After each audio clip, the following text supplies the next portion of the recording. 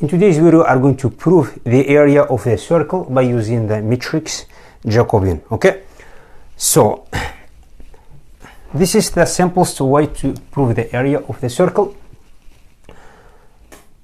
So what happens for the circle? The circle is going to be like this. This is first circle, second circle, third circle, fourth circle, and so on and so forth. Okay, this is the origin of the circle, and this circle is going to be growing like this. Okay, so but for the angle, there is two variables to make the circle. There is an angle theta, which is 2 pi always, because we make in the circle regardless of the size of the circle. If you have a small circle or big circle, the same angle that we have, this one is going to be 2 pi, as also the big circle is going to be 2 pi. Which one is growing up here? The distance r, because here is a small r here, r1, this one becomes r2, this one becomes r3, and so on and so forth until you get the rn. Okay, so what happened here?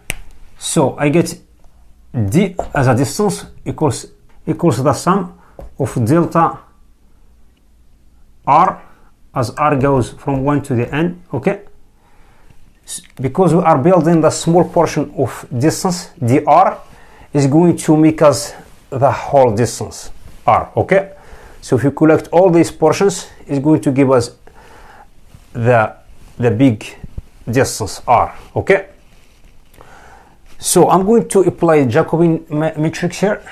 So let's name this area of the circle as a region D, as a double integral, because we have the area here. We are going to use double integral. Okay, we are going to transfer Cartesian coordinate into the polar coordinate. Okay, so this one equals the determinant of Jacobian matrix is multiplied by dr d theta. Okay, so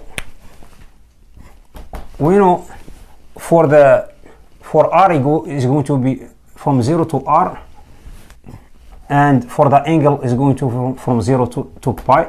Okay, is multiplied by the determinant of Jacobian matrix is multiplied by dr d theta. Okay, before we set a matrix, I'm going to put this one on the form of the polar coordinate.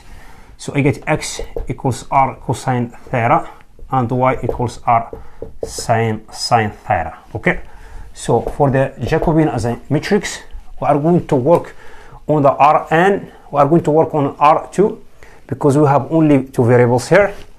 So this one is going to be the partial differentiate of x respect to the r. Below this one is going to the partial differentiate of y respect to r. The third one is partial differentiate of x respect to theta. The other one, the last one, is going partial differentiate of y respect to theta. Okay, now I'm going to set each one here. So I get G as a matrix. This one, if I'm going to derivate, this one is going to give us cosine theta. This one is going to give us sine theta. The third one is going to give us minus r sine theta. This one, because I'm derivating this one in respect to theta, so I get r cosine theta. So I'm going to calculate the determinant of this matrix. Always when you calculate the determinant, this one is multiplied by this one, minus this one is multiplied by this one. Okay, so I get here cosine theta is multiplied by this one, is going to give us r cosine square theta, minus with this minus becomes plus r sine square theta. Okay, so taking this r as a common factor here, so this one is going to be replaced with number 1, which is r. So I'm going to replace this one with r here, so get the area of this double integral from 0 to r, the angle from 0 to pi. This one is going to be replaced with r is multiplied by dr d theta.